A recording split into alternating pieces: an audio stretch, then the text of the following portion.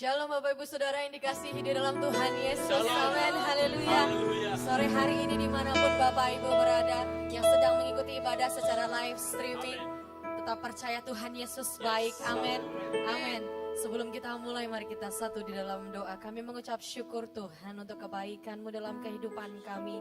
Engkau Allah yang perkasa, Engkau Allah yang hebat, Engkau Allah pemelihara kehidupan kami. Tiba saatnya kami akan memuji, memuliakan nama-Mu Tuhan. Hanya Engkau yang layak kami tinggikan. Di dalam nama Yesus kami berdoa dan mengucap syukur. Haleluya. Amin.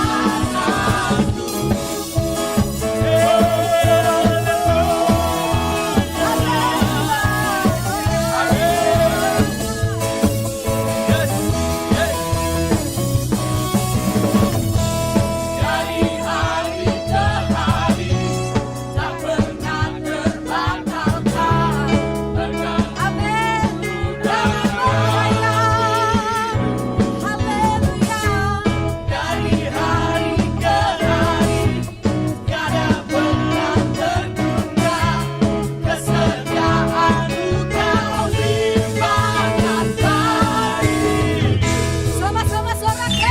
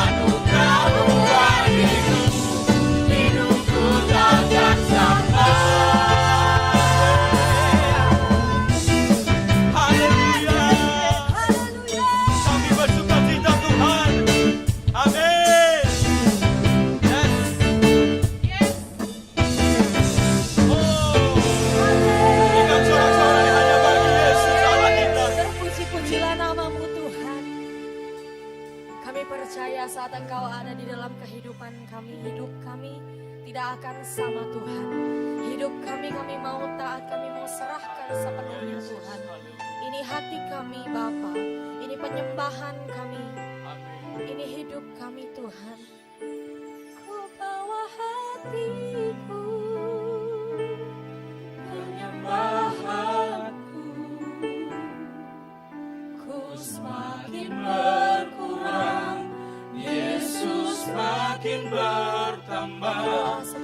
Doa hatiku, doa setiap penyembahanku,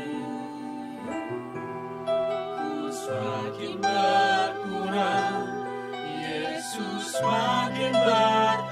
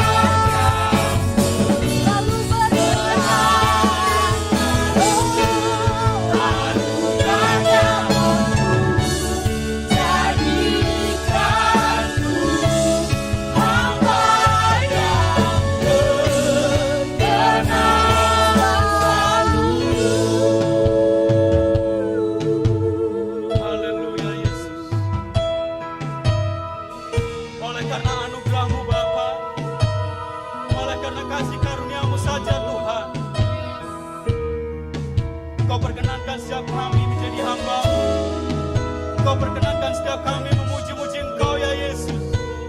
Setiap kekuatan kami ada di dalam Tuhan Yesus. Amin. Kekuatan di jiwaku, oh, ketenangan di batinku, ada dalam hadirat-Mu, ku menyembah-Mu. Haleluya.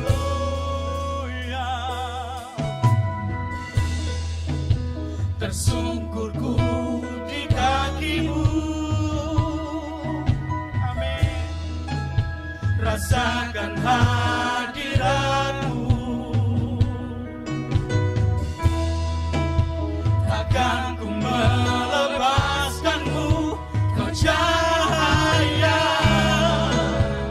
bagiku, mengiring-Mu seumur hidupku, masuk dalam rencana-Mu Bapa, pikiranku, kehendakku, ku serahkan padamu, harapanku hanya di dalam-Mu, ku kan teguh bersama-Mu Tuhan, jadikanku rencana-Mu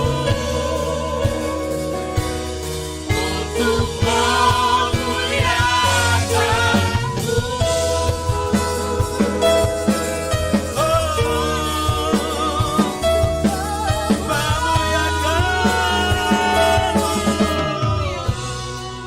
Kau kekuatan kami,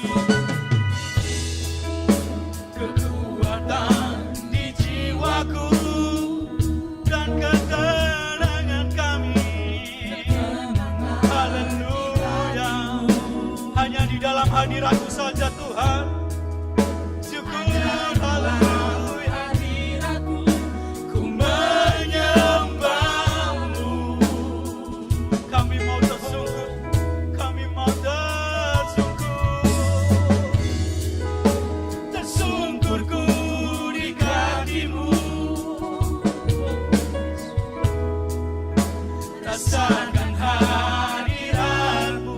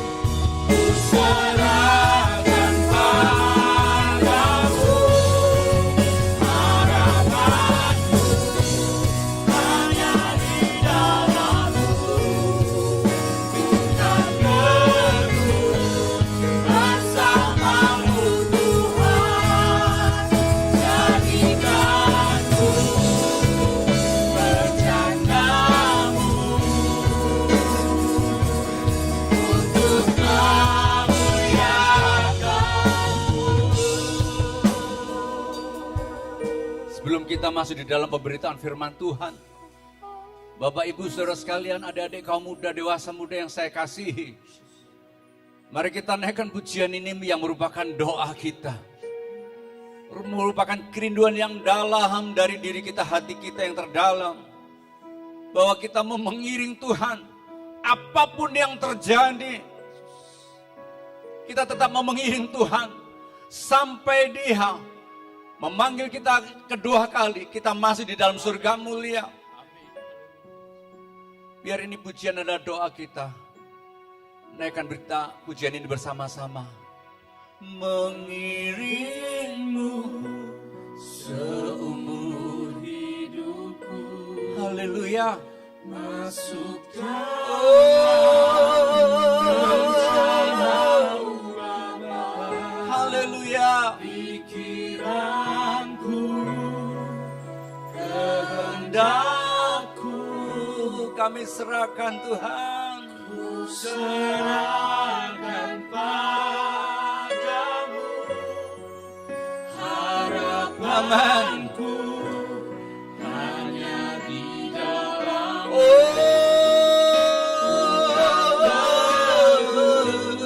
bersamamu Tuhan. Jadikanku bejanamu lebih lagi. Haleluya. Mengiringmu aman. Haleluya. Masukkan rencanamu Bapa. Haleluya. Dia mau. Haleluya.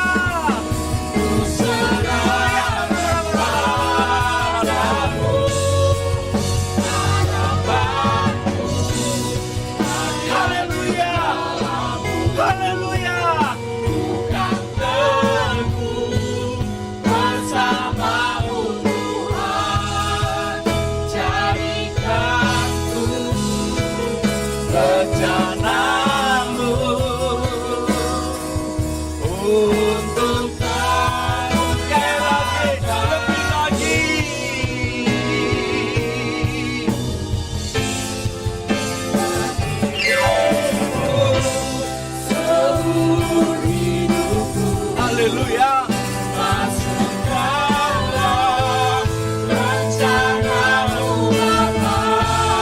Biar rasa sayangku, kehendakku Yesus, ku serahkan padamu harapanku hanya di dalam-Mu.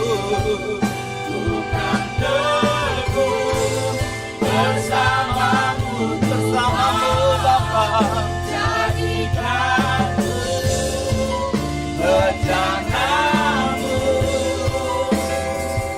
untuk kemuliaan. Jadikanku bejanamu. Jadikanku bejanamu. Jadikan kami. Sekali lagi, jadikan kami bejanamu.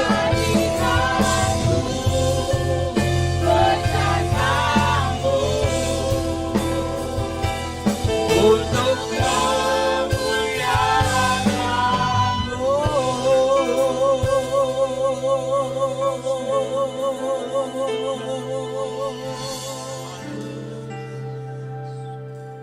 Ini doa kami, Bapa. Ini kerinduan kami yang terdalam. Ini komitmen kami. Apapun yang terjadi, bahkan mungkin seberat apapun, kami nggak mau tinggalkan Engkau. Tantangan, rintangan, mungkin beban begitu berat, tapi kami nggak mau tinggalkan Engkau. Kami rindu, kami mengiring-Mu terus sampai tugas kami selesai di dunia ini. Sampai kami selesai dengan apa yang harus kami kerjakan, karyamu di dalam kehidupan kami. Kami mau masuk bersama-sama dengan seluruh orang-orang percaya, dengan seluruh anak-anak Tuhan masih di dalam surga mulia. Satu tempat yang luar biasa yang kami rindukan. Terima kasih untuk pujian ini. Kami bisa naikkan pujian, kami bisa menyembah-Mu, kami bisa menikmati hadirat-Mu. Dimanapun kami berada, kami bisa merasakan hadirat-Mu karena Engkau adalah Tuhan yang maha hadir. Engkau omnipresent. Dan pada sore hari ini pun, ketika kami membuka hati kami menyediakan diri kami, dan kami mengikuti ibadah ini dengan sungguh-sungguh, kami pasti mendapatkan berkat yang luar biasa, jamahan yang luar biasa. Roh Kudus, urapan-Mu atas hamba-Mu, memberkati kebenaran firman Tuhan yang akan kami belajar bersama-sama. Mengurapi setiap kami, bahkan hamba-Mu juga semuanya. Biar kebenaran ini benar-benar jatuh di dalam tanah hati kami yang paling baik. Benih ini akan memerdekakan kami. Dan nama Tuhan dipermuliakan melalui kehidupan kami. Karena benih ini, kebenaran ini mengerjakan hidup kami. Terima kasih Bapa. Sekali sembunyikan hamba-Mu di balik salib-Mu, biar perkataan ini datang daripada Engkau sendiri. Hamba-Mu terbatas. Oleh karena Tuhan menyerahkan diri hamba-Mu kepada kuasa dari tempat yang maha tinggi yang tidak terbatas. Yang memberkati setiap kami. Terima kasih Tuhan, terima kasih Allah. Kami siap untuk menerima kebenaran firman-Mu. Karena kami alaskan doa kami ini hanya di dalam nama Tuhan Yesus. Yang menjadi Tuhan dan Juru Selamat dan Raja atas hidup kami. Kami sudah berdoa, kita yang percaya sama-sama katakan, amin, amin. Haleluya. Pertama-tama saya mengucapkan terima kasih untuk Bapak Gembala memberikan kesempatan buat saya untuk saya bisa kembali memberitakan firman Tuhan. Kaum muda dan dewasa muda dimanapun kalian berada, shalom, haleluya. Juga Bapak Ibu, saudara-saudara yang ada di tempat tinggal ataupun dimanapun, saya juga ucapkan shalom, haleluya. Bapak yang kekasih, tema yang akan kita pelajari pada sore hari ini adalah santun versus sembarangan. Sebuah tema yang tidak populer, bahkan sangat tidak populer. Sepengetahuan saya, tema ini, pembahasan ini mungkin tidak hari-hari ini tidak banyak diberitakan di mimbar-mimbar gereja. Karena apa? Karena memang mungkin kurang populer, tidak populer. Tapi Bapak yang kekasih, kalau pada sore hari ini kita diberi kesempatan untuk kita belajar bersama-sama mengenai tema ini, saya sangat yakin Bapak punya rencana buat kita anak-anaknya. Amin. Oleh karena itu mari buka hati kita, buka pikiran kita, sediakan diri kita untuk benih firman Tuhan ini pada sore hari ini benar-benar mengubahkan saya dan Bapak Ibu saudara sekalian. Haleluya. Oleh itu Bapak yang kekasih, saya mencoba saya membawa Bapak Ibu saudara-saudara sekalian kepada sebuah sasaran, sebuah tema yang lebih dalam, judul yaitu dampak sebuah kesantunan. Bapak yang kekasih, ketika saya dan saudara, ketika kita semua, hidup saya dan saudara, santun, ternyata Bapak yang kekasih, dampaknya itu luar biasa. Tentunya dampak positif. Baik itu di gereja, di pelayanan kita, di komunitas kita, maupun di tempat pekerjaan kita, di kantor kita, di sekolah kita, di kampus kita, dimanapun kita berada, ternyata dampaknya luar biasa. Artinya begini, baik itu di gereja, di dunia rohani maupun di dunia luar sana, ketika saya dan saudara, hidup saya dan saudara santun, itu ternyata berdampak positif yang luar biasa buat orang-orang yang ada di sekitar kita, di lingkungan kita. Tapi sebaliknya, ketika saya dan saudara hidupnya sembarangan, tidak santun, akibatnya juga luar biasa. dampaknya juga luar biasa. Tapi dampak negatif, artinya begini, daya rusaknya luar biasa. Ini bisa menghancurkan hubungan antar pertemanan, keakraban bisa hancur. Bahkan suami istri bisa hancur gara-gara di hidup mereka tidak mengeterapkan kesopanan ini. Saya rindu Bapak yang kasih, firman Tuhan pada sore hari tidak akan berlalu begitu saja. Saya akan masuk lebih dalam, sebelumnya mari kita menyamakan dulu persepsi, pandangan, pemahaman kita mengenai santun. Bapak yang kekasih. Santun saya ambil di dalam Kamus Besar Bahasa Indonesia, itu artinya adalah baik budi bahasanya atau halus budi bahasanya. Dan yang lain mengatakan baik tingkah lakunya, halus tingkah lakunya, baik perilakunya, tindakannya. Biasanya dalam kehidupan sehari-hari santun dikasih satu kata di depannya yaitu sopan, sopan santun. Artinya begini Bapak Ibu kekasih dan adik-adik yang kekasih, ketika saya santun, itu berarti saya adalah orang yang baik budi bahasanya. Orang yang santun adalah orang yang baik budi bahasanya, orang yang baik perilakunya. Hari-hari ini Bapak kasih, tidak banyak orang yang mengajarkan santunan. Yang saya amati Bapak kasih, iblis tidak menghancurkan anak-anak Tuhan, merusak hubungan Tuhan, hubungan kita dengan sesama dengan Tuhan. Bukan dengan hal-hal yang wow, tapi iblis bisa gunakan cara-cara yang paling halus. Cara-cara yang tidak ketara dan kita nggak mengerti. Sampai akhirnya kita tahu hubungan pertemanan, hubungan persaudaraan, hubungan orang tua dan anak, anak dan orang tua hancur. Mungkin ada di antara kita yang bertanya, terutama golongan, minta maaf, golongan milenial atau yang di bawahnya, C generation, Z generasi ataupun Alpha generasi. Kenapa Bapak kasih saya bisa katakan begitu? Adik-adik yang kekasih, anak saya pernah tanya kepada saya, "Pak, apa sih Pak santun itu?" Bapak yang kasih, banyak hari-hari ini anak-anak kita, generasi yang luar biasa, ini nggak mengerti arti santun. Kenapa? Karena santun itu sendiri, kesantunan, sopan santun itu udah mengalami degradasi yang luar biasa. Contoh, zaman saya dulu waktu masih kecil,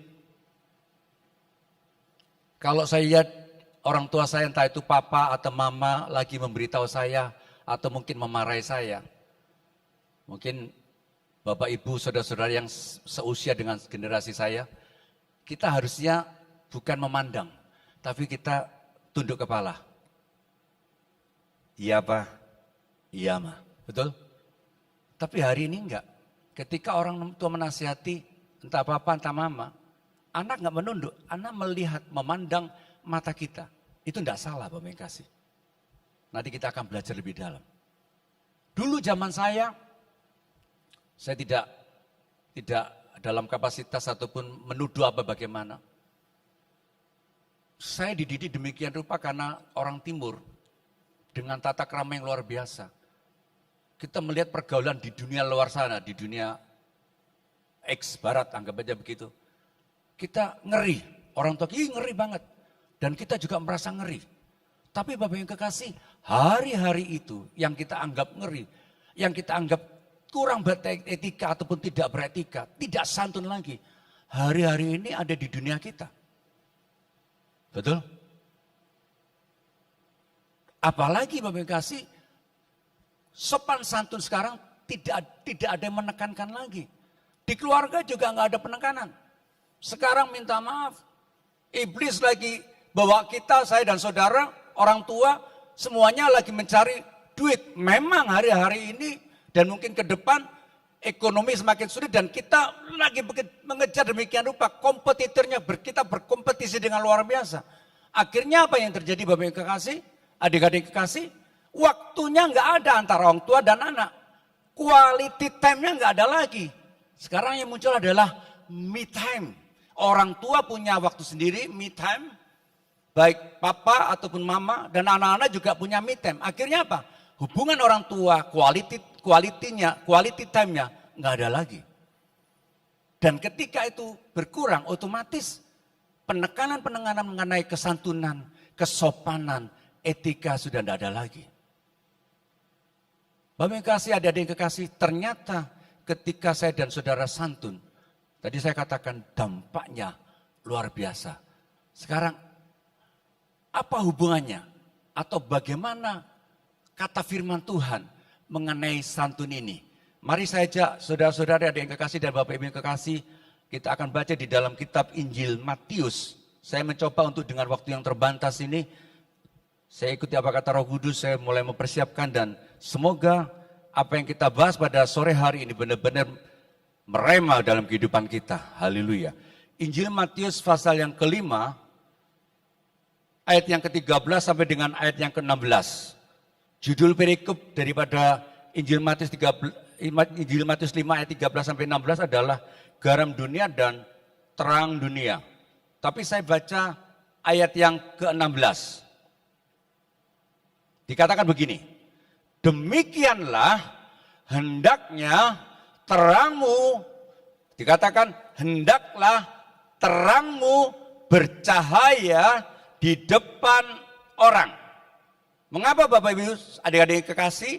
Supaya mereka, orang lain, orang-orang yang ada di sekitar kita, orang yang ada di komunitas kita, melihat perbuatan kita yang baik, garis bawahi, melihat perbuatan saya dan saudara yang baik, dan mereka akan memuliakan Bapa kita yang di surga.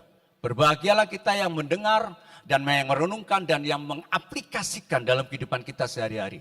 Bapak yang kekasih, saya sebelum lebih lanjut, saya ingin membawa saudara-saudara Bapak yang kekasih, kita masuk di dalam Matius pasal 28, mengenai amanat agung. Mari, kita akan baca di dalam Matius pasal yang ke-28, ayat yang ke-18 dan 19. Nanti kita akan gabung dan kita akan mengerti. Dikatakan begini, karena itu pergilah, jadikan semua bangsa muridku, murid Yesus, kayaknya huruf besar, dan baptislah mereka dalam nama Bapa dan Anak dan Roh Kudus. Dan dikatakan, ajarlah mereka melakukan segala sesuatu yang kuperintahkan kepadamu. Kita sambung di dalam Kisah Para Rasul. Pasal yang pertama ayat ke-8. Dikatakan begini, tetapi kamu akan menerima kuasa kalau Roh Kudus turun ke atas kamu. Dan, ini yang penekanan saya, kamu akan menjadi saksiku. Dimulai dari mana? Di Yerusalem dan di seluruh Yudea dan Samaria, bahkan sampai ke ujung bumi. Bapak yang kasih, saya mencoba menggabungkan tiga ini. Artinya begini Bapak yang kasih, ketika saya diselamatkan, ketika saudara Bapak Ibu diselamatkan, kita jadi orang percaya, kita jadi anak Tuhan, bukan berhenti. Jelas dari amanat agung dari Matius 28 dan Kisah Para Rasul 1 ayat 8, kita harus jadi berkat bagi orang lain.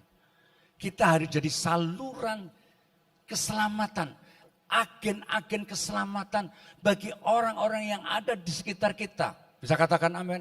Ada banyak hari-hari ini pemberitaan mengenai ini berhenti. Akhirnya apa? Kita hanya menikmati, enjoy saja di gereja, kita bisa angkat tangan, kita bisa menikmati hadirat Allah, selesai. Enggak. Harusnya ini amanat agung, tugas ini harus terus sampai Tuhan panggil kita kali yang kedua. Ini banyak dilupakan. Bapak yang kasih, terutama kami para Pentakosta, karismatik, ada banyak pandangan yang keliru. Mereka mengejar baptisan Roh Kudus, diberi Roh Kudus, setelah diberi Roh Kudus selesai. Oh enggak. Bahkan yang saya amati ada mereka yang gagah-gagahan, salah. Dikatakan kita dibaptis, kita diberi Roh Kudus supaya kita jadi saksi. Dimanapun kita berada, dimulai dari Yerusalem, Yudea, Samaria, sampai ke ujung bumi. Lalu apa hubungannya dengan Matius pasal 5 tadi? Bapak yang kasih, ada yang berkata begini, Pak, atau apa, saya nggak bisa ngomong, saya nggak fasih dalam berbicara. Bapak Ibu, adik-adik yang kekasih, Bapak kita bukanlah Bapak yang seperti Bapak di dunia, enggak. Bapak tahu yang terbaik buat kita. Artinya kalau Bapak memberikan perintah kepada saya dan saudara, itu perintahnya terukur. Amin. Enggak sembarangan. Kalau Bapak di dunia dikatakan tahu yang baik, apalagi Bapak di surga. Artinya begini, kalau kita tahu anak kita yang berusia 5 tahun atau 4 tahun, masih kecil, Bapak yang baik, enggak mungkin suruh anak itu mengangkat misalkan beras ataupun gula setengah kuintal, 50 kilo. Enggak mungkin. Betul? Karena enggak kuat itu anak. Kita suruh anak itu sesuai dengan kemampuannya. Betul? Terukur. Demikian juga dengan Bapak kita. Dia memberikan kepada kita perintah, bukan perintah yang tidak mungkin, yang tidak bisa kita lakukan. Enggak mungkin. Dia berikan kepada kita perintah yang kita bisa lakukan. Yang bisa kita lakukan. Artinya begini Bapak kasih. Dikatakan di Matius tadi ayat pasal 5 ayat 16. Saudara-saudara dikatakan, demikianlah hendaknya terangmu bercahaya di depan orang. Supaya apa? Supaya mereka melihat perbuatan saya dan saudara yang baik. Dan mereka mempermuliakan Bapa di surga. Bapak yang kekasih, adik-adik kekasih, judul perikopnya adalah garam dunia dan terang dunia. Ketika saya mendalami ini, ternyata ada 2 hal yang luar biasa dari perikop ini. Yang pertama Bapak kasih, mari kita lihat Matius 5 ayat pertama dikatakan begini. Matius pasal 5 ayat pertama, ketika Yesus melihat orang banyak itu, naiklah Yesus ke atas bukit. Dan setelah Yesus duduk, datanglah, perhatikan, datanglah murid-muridnya kepadanya, kepada Yesus. Artinya pengajaran yang Yesus lakukan dari pengajaran dimulai pasal 5 dan seterusnya, ini bukan untuk orang-orang banyak, bukan. Ini khusus untuk murid-murid Yesus. Saya dan saudara adalah murid Yesus, katakan amin. Ya. Bukan pada orang banyak yang hanya simpatisan, yang hanya ingin melihat demonstrasi kuasa Allah bekerja melalui Yesus, yang sakit disembuhkan, yang mati dibangkitkan, yang buta melihat, yang timpang berjalan. Enggak. Itu simpatisan hanya melihat saja. Ketika Yesus mau disalibkan, mereka tinggalkan sama-sama. Bahkan mereka yang melihat kuasa Allah bekerja, yang selama ini mengiring Yesus, orang banyak itu. Orang-orang yang sama ini, yang mengatakan salibkan dia. Enggak. Yesus tidak mengajar kepada orang banyak. Yesus dikatakan mengajar kepada murid-muridnya. Artinya firman Tuhan yang kita pelajari, yang saya pelajari pada sore hari ini, adalah untuk kita yang adalah murid-muridnya. Katakan amin. Haleluya. Yang kedua Bapak kasih. Ketika Yesus telah murid-murid datang kepada dia, Yesus mulai berbicara. Berbahagialah orang yang miskin di hadapan Allah. Berbahagialah orang yang berduka hati. Sampai akhirnya di dalam ayat yang ke-11 dikatakan, berbahagialah kamu jika kanan aku engkau dicela dan bla bla bla bla. Artinya begini. Berbahagialah ini adalah preambul, pembukaan. Dikatakan berbahagialah. Dan garam dunia dan terang dunia, ini adalah kata kunci. Ini adalah ayat-ayat kunci, ayat-ayat emas. Artinya begini, Yesus mengajarkan segala sesuatu kepada kita, kepada para muridnya, semuanya. Supaya saya dan saudara, adik-adik kekasih, Bapak Ibu, supaya kita semua, dimanapun kita berada, kita jadi garam dan terang dunia. Katakan amin. Tidak dengan yang lain. Hanya itu. Firman Tuhan ini luar biasa. Sempurna. Tidak pernah bertentangan satu dengan yang lain. Amanat diberikan. Dan ketika Yesus mengajarkan, tujuannya adalah supaya saya dan saudara jadi terang dan garam. Apa maksudnya Pak Johansu? Adik-adik yang kekasih. Bapak yang kekasih, dikatakan begini ayat yang ke-13. Kamu adalah garam dunia, titik. Jika garam itu menjadi tawar, dengan apakah ia diasinkan? Tidak ada lagi gunanya selain dibuang dan diinjak orang. 14, kamu adalah terang dunia. Kota yang terletak di atas gunung tidak mungkin tersembunyi. Lagi pula, orang tidak menyalakan pelita lalu meletakkannya di bawah gantang, melainkan di atas kaki dian, sehingga menerangi semua orang di dalam rumah itu. Ketika saya baca firman Tuhan ini dan ketika saya dapat tema dari gereja, ini kita bisa lakukan. Ini sesuatu yang sangat bisa lakukan. Tinggal saya dan saudara mau lakukan apa tidak. Yang dikatakan pertama Bapak kasih, kita adalah garam dunia. Garam ketika dimasukkan di dalam masakan, garam itu enggak ketara lagi. Tapi pengaruhnya terhadap masakan itu luar biasa. Saya mendapatkan seperti Bapak kasih. Ketika kita ada di dalam pergaulan kita, di kantor kita, di komunitas kita, di sekolah kita, di kampus dimanapun kita berada. Sudahkah saya dan saudara jadi garam di sekitar kita? Dengan perkataan kita, dengan perilaku kita, mereka berkata ini orang yang berbeda. Sudahkah seperti itu? Ada banyak anak-anak Tuhan, bukannya jadi garam, malah jadi apa? Pecundang di mana-mana. Kata-katanya begitu kasar. Padahal orang bisa melihat kita, orang bisa menilai kita dari kata-kata kita, budi bahasa kita, tutur kata kita. Ada banyak hari-hari ini orang-orang percaya tidak jadi berkat karena budi bahasanya. Kita akan baca di dalam Amsal. Amsal pasal yang ke-16. Ayat yang ke-24. Amsal 16:24 dikatakan begini. Perkataan yang menyenangkan adalah seperti sarang madu. Manis bagi hati dan obat bagi tulang-tulang. Saya nggak akan memperdalam ini karena ini tersendiri mengenai ucapan. Tapi saya mau katakan begini. Artinya begini Bapak kasih, adik-adik kasih. Harusnya perkataan saya dan saudara adalah perkataan yang membangun orang lain. Perkataan yang membuat orang lain bersuka cita, menimbulkan damai sejahtera, menimbulkan sukacita, ketentraman. Betul? Harusnya seperti ini. Bahkan dengan perkataan kita, hati yang bergemuruh, hati yang tidak ada damai sejahtera, dengan perkataan kita dihiburkan.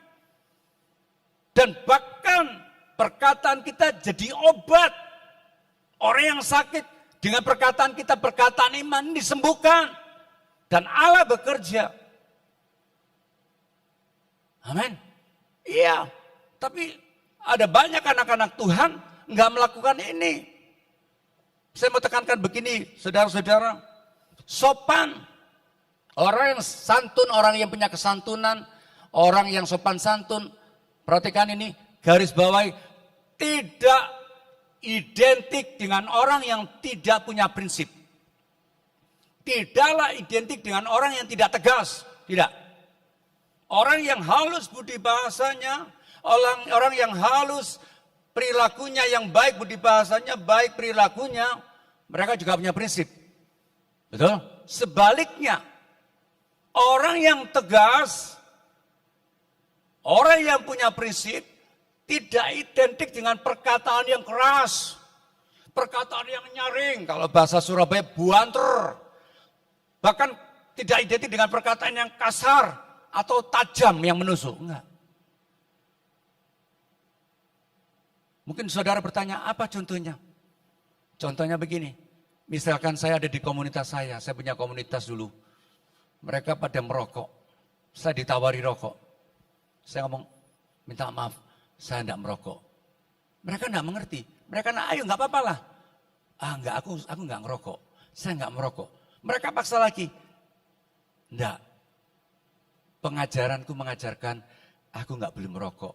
Kalau mereka paksa lagi, aku kalau merokok berdosa, selesai. Dan aku tidak mau berdosa, kalau berdosa masuk neraka. Kita mengatakan prinsip-prinsip hidup kita dengan kelembutan. Betul? Dan pasti mereka menghormati. Tidak perlu dengan atau perkataan yang kasar. Enggak. Ini paradigma yang salah yang iblis masukkan di pikiran banyak orang. Akhirnya begini, orang yang tegas adalah orang yang enggak, tidak, Pak. Enggak. Sorry, saya enggak seperti itu, minta maaf. Ketika menasihati seseorang, suatu ketika ada seorang bertanya kepada saya, Pak Josu, kenapa Pak Josu kok tidak berkata, jangan begitu ya. Kok Pak Josu berkata dengan pelan saja. Prinsipnya begini, ketika saya menasihati seseorang, bukan saya lebih hebat, enggak, saya hanya menasihati saja. Saya menasihati seseorang dengan perkataan yang baik, dengan kelembutan. Dia mau terima atau enggak mau terima, terserah dia. Betul? Tergantung yang bersangkutan. Tapi kalau kita berkata-kata dengan kasar, bahkan mungkin menyakitkan, orang itu enggak mau berubah. Bukan hanya enggak merubah, ditambah dengan apa? Sakit hati. Tidak akan berubah. Amin. Kita tahu sekarang bahwa Allah turut bekerja dalam segala sesuatu. Kita lakukan bagian kita. Tuhan akan lakukan bagian. Yang membuat orang bertobat bukan saya dan saudara, tapi Tuhan Roh Kudus. Masuk lebih dalam Bapak yang kasih. Harusnya saya dan saudara kembali ke garam. Dimanapun kita berada. Bisakah orang lain melihat bahasa kita, budi bahasa kita, perilaku kita, tindakan kita, menyenangkan, menyegarkan, mempengaruhi mereka. Kalau enggak, mari kita cek. Yang kedua, Bapak kasih dikatakan begini, kamu adalah terang dunia, kota yang terletak di atas gunung, tidak mungkin tersembunyi. Betul? Ketika kita ada di bawah, ketika malam hari, Bapak kasih, ketika entah naik motor atau naik mobil, kita melihat di gunung, oh ada terang banyak begitu. Berarti di sana ada kota, ada kehidupan, betul? Ternyata begitulah dengan kehidupan saya dan saudara. Mungkin ketika kita lagi bertutur kata dengan orang lain, ada orang yang lewat, ada orang yang agak jauh dari kita, yang tidak kenal kita. Mereka bisa melihat kita adalah anak Tuhan atau tidak, betul? Ketika perkataan kita enggak baik, maka itu enggak menjadi berkat. Tapi ketika perkataan kita baik, mereka mengatakan, ini luar biasa. Amin, saudara. Amin. Mungkin ada di antara kita yang bertanya, aku kok sulit ya jadi sopan? Kenapa ya kok aku nggak bisa, apa yang menyebabkan aku nggak bisa jadi orang yang santun? Ada dua hal. Saudara, kenapa saya dan saudara nggak bisa santun? Yang pertama, minta maaf karena saya dan saudara adalah sombong. Pribadi yang sombong. Orang yang sombong adalah orang yang menganggap dirinya lebih daripada orang lain. Merasa dirinya lebih. Ketika saya dan saudara menganggap orang lain itu lebih rendah daripada kita, lebih nggak bisa. Otomatis tanpa kita sadari, perkataan kita meremehkan orang itu. Dan perkataan seperti itu pasti nggak santun. Makanya di dalam Filipi, mari kita baca di dalam Filipi.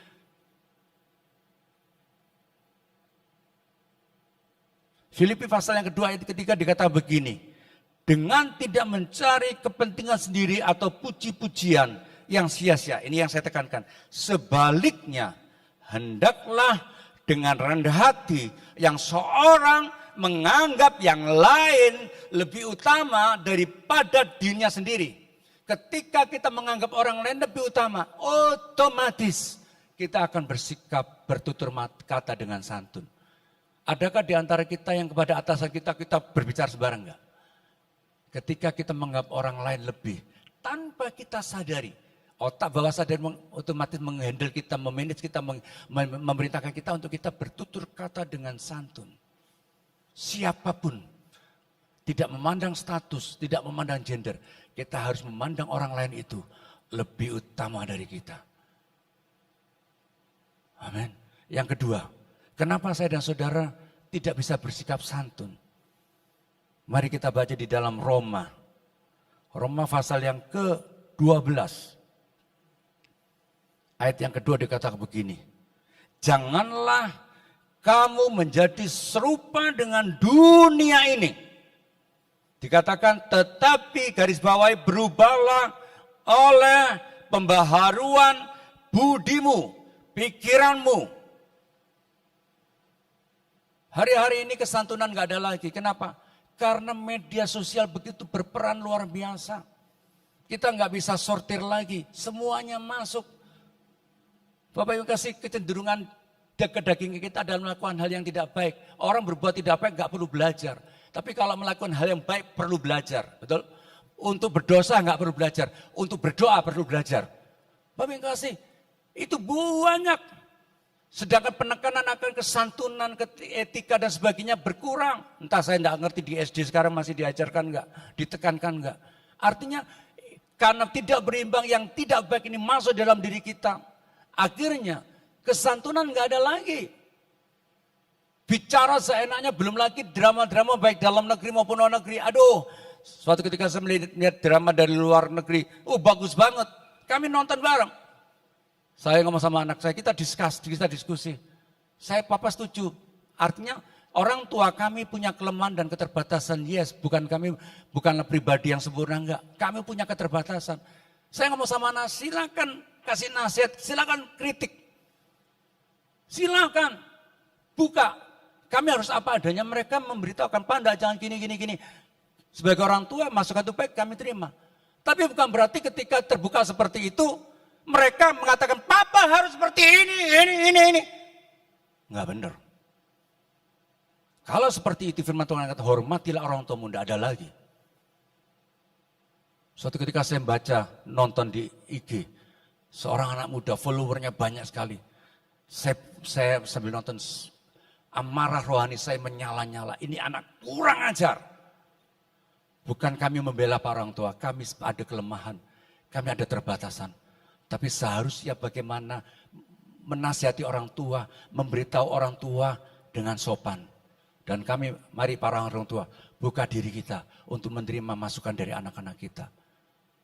Anak-anak, hormati orang tuamu, hormati orang yang lebih tua, bahkan hormati semua orang lain. Ketika paradigma ini, pikiran ini ada di dalam diri kita, tersimpan di otak bawah sadar kita, tersimpan di hati kita, pikiran kita, otomatis tindakan kita, budi bahasa kita akan santun. Dan ketika itu terjadi, maka nama Tuhan dipermuliakan. Dikatakan perbuatan kita yang baik dan Bapa dipermuliakan. Sebagai ayat yang terakhir, saya akan ajak kita membaca di dalam 2 Timotius, minta maaf. Pasal yang ke-3, ayat yang ke-16. Atau mulai dari ayat yang ke-15. 14, tetapi hendaklah engkau berpegang pada kebenaran yang telah engkau terima dan engkau yakini, dengan selalu mengingat orang yang telah mengajarkannya kepadamu. 15, ingatlah juga bahwa dari kecil engkau sudah mengenal kitab suci yang dapat perhatikan memberi hikmat kepadamu dan menuntun engkau kepada keselamatan oleh iman kepada Kristus Yesus. 16, segala tulisan yang diilhamkan Allah memang bermanfaat untuk mengajar, untuk menyatakan kesalahan, untuk memperbaiki kelakuan, dan untuk mendidik orang dalam kebenaran. Supaya dengan demikian, perhatikan, tiap-tiap manusia kepunyaan Allah diperlengkapi untuk setiap perbuatan baik. Kiranya firman Tuhan pada sore hari ini benar-benar merema dalam diri kita, pikiran kita, hati kita. Tidak ada yang sulit ketika kita buka hati kita mulai baca firman kita baca, kita merenungkan, dan kita mulai praktekkan. Firman itu akan mengubahkan saya dan saudara. Bapak yang kekasih, adik-adik yang kekasih, mulai hari ini, enggak sulit untuk jadi terang di mana kita berada. Enggak sulit untuk memperbaiki hubungan. Ketika perkataan kita diubahkan, kita mau berubah, perilaku kita juga berubah. Hubungan yang retak dipulihkan, hubungan orang tua dan anak dipulihkan, dan nama Tuhan dipermuliakan. Haleluya. Mari leader WL Singers maju ke depan. Saya rindu ada satu pujian mengatakan, ubah hatiku, Ketika kita menyediakan diri kita untuk diubahkan, Roh Kudus akan mengubahkan, dia akan mengerjakan hidup kita. Mari singer naikkan pujian refnya saja. Haleluya. Bapak, Ibu, saudara-saudara kalian yang ada di rumah dimanapun berada, biar pujian ini sekali lagi juga merupakan doa kita, kerinduan kita.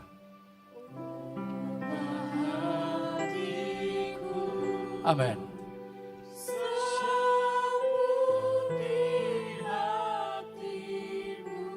Benar.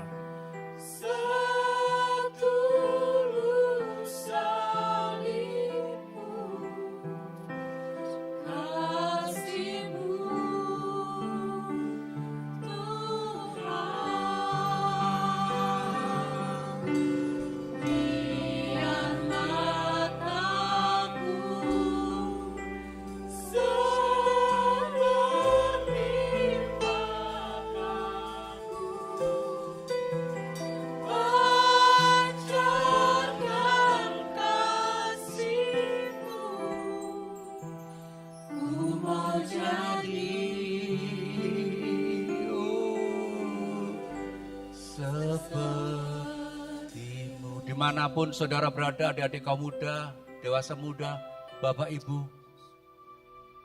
Kalau kita ingin berubah, kalau kita menyediakan diri kita berubah. Kalau kita berkata selama ini kata-kataku kasar, aku gak jadi berkat, aku gak bisa jadi terang. Bahkan aku bukan menyenangkan Tuhan, mencemarkan nama Tuhan. Hari ini aku dengar firman Tuhan dan aku bertobat. Aku sadar dan aku mau berubah. Kalau udah seperti itu di antara kita dimanapun kita berada, taruh tangan kirimu di dadamu. Katakan, aku mau berubah. Aku mau jadi berkat. Aku mau amanat akumu terjadi atas hidupku. Hubunganku dengan orang lain, dengan keluarga, dengan siapapun diubahkan. Pulih. Dan perlahan-lahan mari kita mengangkat tangan kanan kita ke atas. Dan sambil menaikkan pujian ini sekali lagi, biar kita punya komitmen kerinduan yang luar biasa. Benar-benar Tuhan ubah hatiku. Ubah hatiku.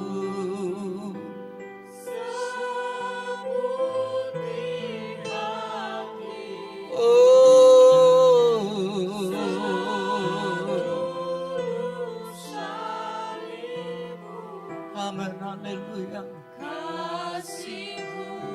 Oh, haleluya.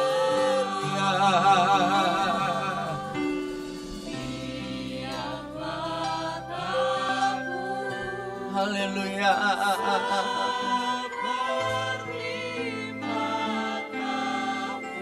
Haleluya.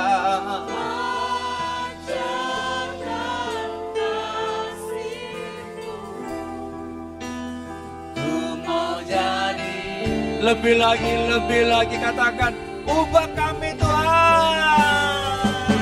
Oh, ubah hatiku. Haleluya.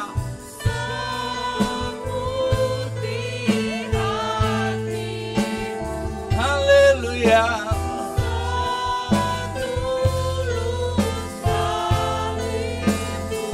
Jesus, Jesus. Roh Kudus terangi hati kami, pikiran kami.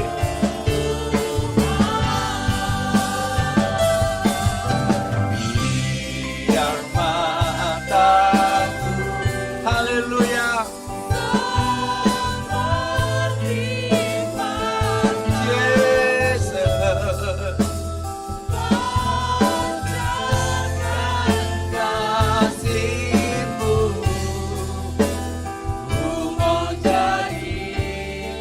Ku mau jadi, katakan. Ku mau jadi, katakan dari hati kita yang sungguh-sungguh, katakan.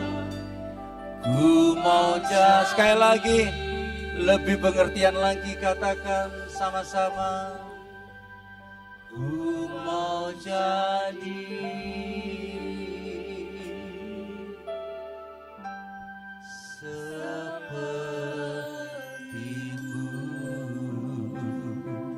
Hamba-Mu selesai berbicara Bapa, Roh Kudus, benih ini mengerjakan hidup hati kami. Dan biar setiap kami yang dengar firman Tuhan pada sore hari ini, benar-benar firman ini mengerjakan hidup kami. Kalau selama ini kami, dengan perkataan kami banyak menyakitkan, dengan perilaku kami tidak jadi terang, hari ini kami dengar firman Tuhan, kami mau berubah. Roh Kudus, dan biar setiap firman yang kami baca setiap hari mengubahkan hidup kami. Kami diperlengkapi untuk melakukan perbuatan yang baik. Dan oleh itu nama Tuhan dipermuliakan. Dan biarlah mulai hari ini kami santun, kami punya sikap santun, sopan santun dimanapun kami berada. Terima kasih Tuhan. Di atas di dalam nama Tuhan Yesus, yang menjadi Tuhan dan Juru Selamat kami. Hamba dan kami semua sudah berdoa. Kita yang percaya sama-sama katakan, amin. Ubah hati. Saya serahkan kepada pengurus live.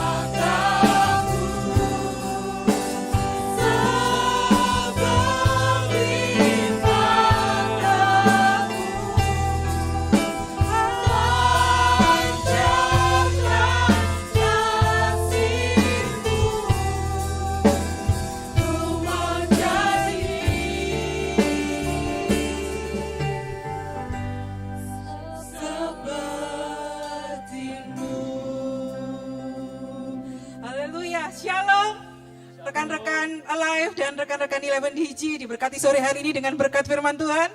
Amin. Oke, sekarang kita akan mempersiapkan persembahan kita. Kita akan memberikan persembahan kita yang terbaik buat Tuhan. Sebelumnya mari sama-sama kita berdoa terlebih dahulu. Mengucap syukur Bapa yang baik, Engkau baik buat kehidupan kami. Kami mengucap syukur buat pemeliharaan Tuhan atas hidup kami sampai siang hari ini Bapa.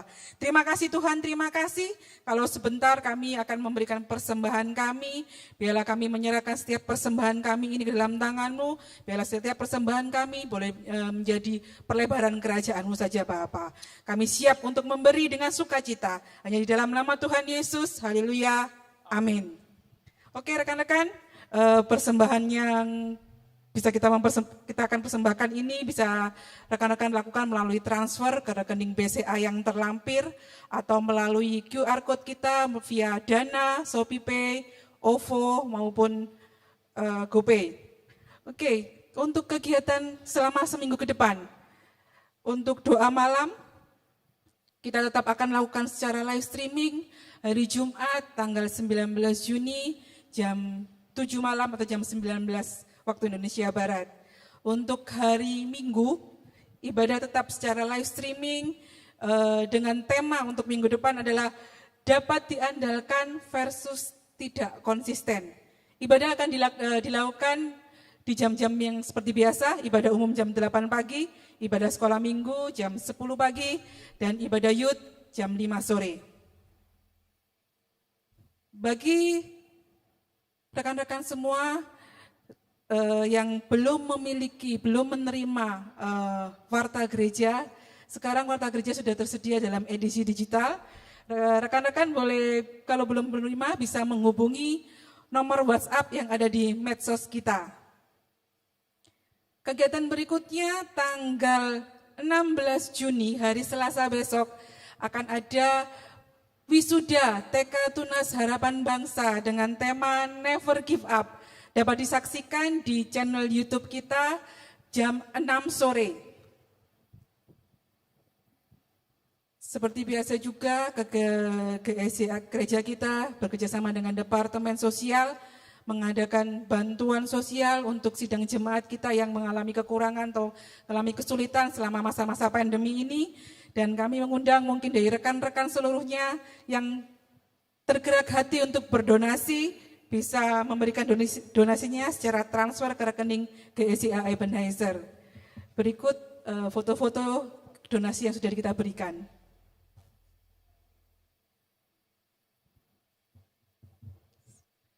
Kemudian untuk house family, sementara masih ditiadakan, tapi mungkin kalau rekan-rekan ingin melakukannya secara online, bisa. Rekan-rekan boleh menghubungi untuk mendaftar, menghubungi saudara Kevin dengan nomor WhatsApp terlampir. Semua kegiatan Departemen Sosial, aerobik, bimbingan belajar, konsultasi kesehatan, konsultasi hukum untuk sementara waktu ditiadakan. Kemudian untuk info diakonia tetap akan dilayani untuk penyerahan anak, baptisan air maupun pernikahan. Rekan-rekan boleh melihat kontak person yang ada. Kembali lagi, GSI Ebenezer memiliki sosial media. Kalau ingin mengetahui setiap kegiatan-kegiatan yang ada, bisa melihat di sosial media yang kita punya. Oke, tetap kita mendukung kegiatan pemerintah Indonesia untuk hashtag stay at home. Mari teman-teman, rekan-rekan semua kita tetap menjaga jarak, physical distancing, rajin mencuci tangan, menggunakan masker ketika keluar rumah, dan yang pasti kita tetap stay safe dan tetap sehat, saudara-saudara. Oke, kita akan tutup ibadah kita sore hari ini. Kita akan, sebelum saya serahkan kepada hambanya, kita akan naikkan pujian Mengiringmu.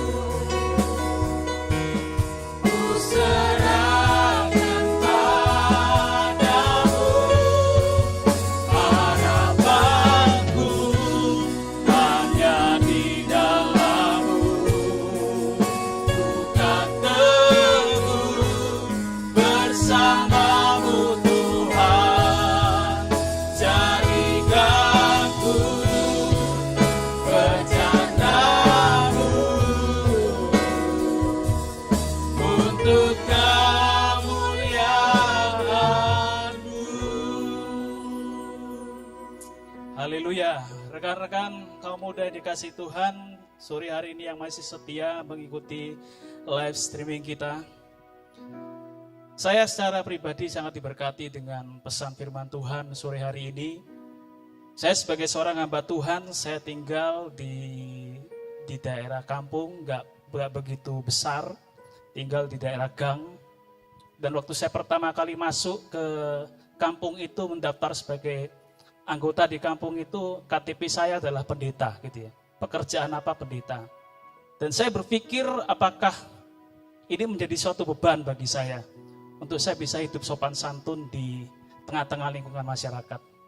Dan saya nggak pernah tahu bahwa rupanya apa yang saya belajar hari-hari ketika saya masuk awal sampai dengan detik ini, itu semua terekam di dalam renungan sore hari ini. Jadi sopan santun itu adalah hasil dari proses kita berinteraksi dengan lingkungan-lingkungan di sekitar kita. 3 poin yang saya sangat diberkati sore hari ini adalah pertama, kita sebagai generasi muda, dimanapun Tuhan tempatkan kita berani berkata tidak pada dosa. Yang kedua adalah kita tidak memandang rendah orang-orang di sekitar kita, bahkan sekecil apapun dia. Minimal apapun kekuatan ekonomi mereka, tapi mereka berharga di hadapan Tuhan.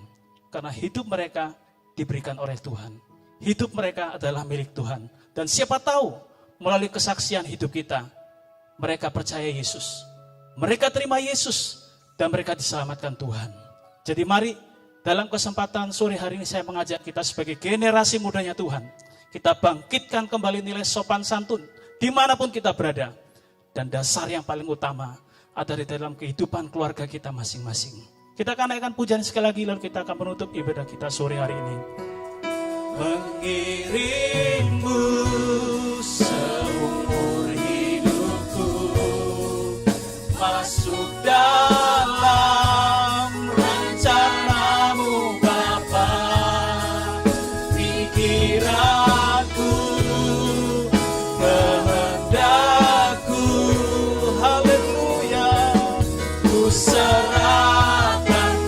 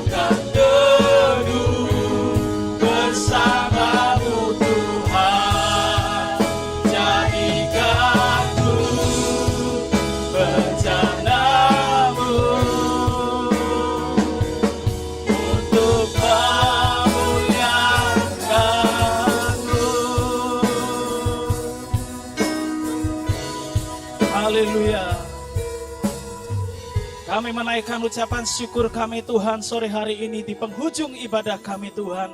Kami sudah diberkati oleh Tuhan.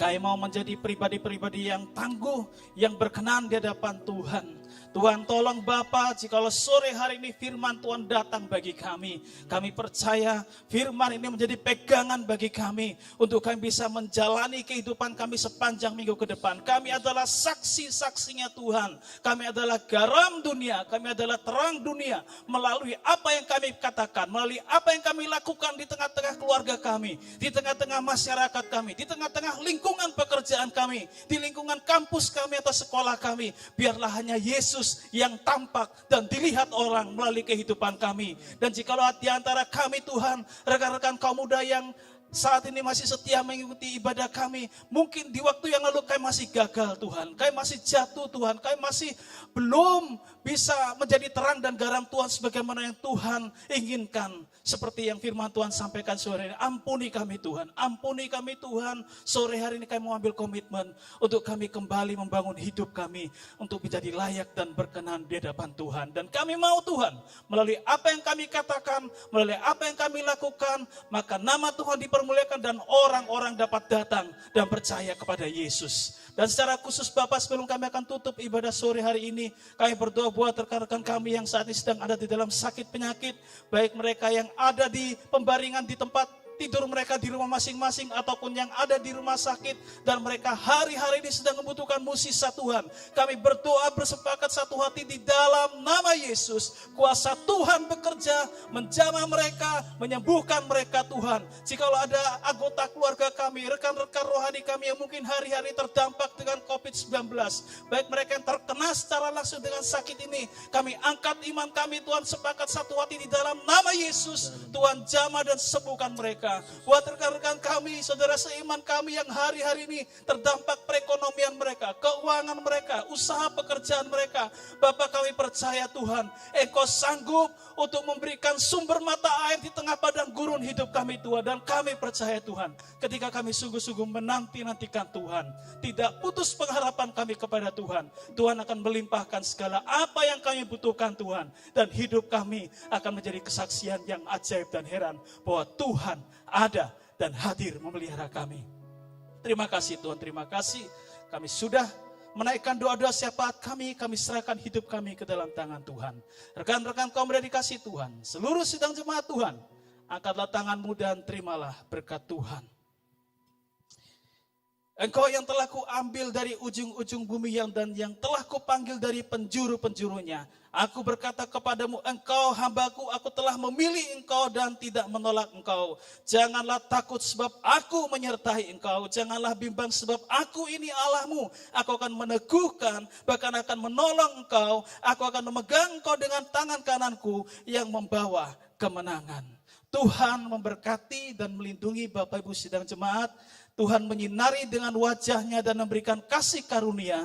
Tuhan memperhatikan wajahnya dan memberikan damai sejahtera. Di dalam nama Allah Bapa, Putra dan Roh Kudus kami mengalami kemenangan dan kami mengalami damai sejahtera Tuhan. Haleluya. Mari kita semua yang percaya, kita katakan sama-sama. Amin. Puji nama Tuhan. Sampai ketemu di dalam ibadah live streaming berikutnya. Di minggu-minggu yang akan datang, kita akan kembali mengalami kemenangan demi kemenangan dan mendapatkan pesan-pesan dari Tuhan. Tuhan memberkati.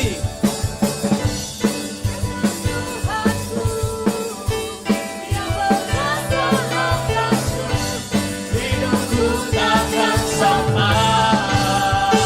Haleluya. Ku tahu sungguh anugerah-Mu bagiku, hidupku takkan sama.